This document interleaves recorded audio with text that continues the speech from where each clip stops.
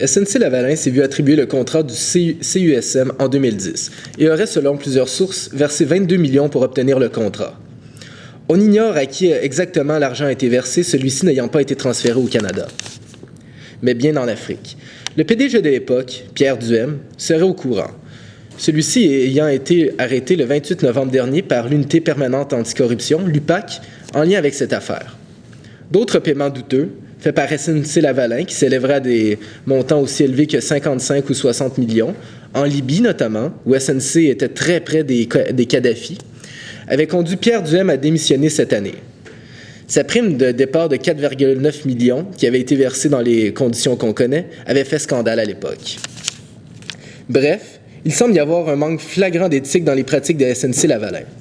Le CUSM, de son côté, refuse généralement de commenter, sinon pour dire qu'il collabore pleinement avec les autorités. Le gouvernement a par ailleurs envoyé des vérificateurs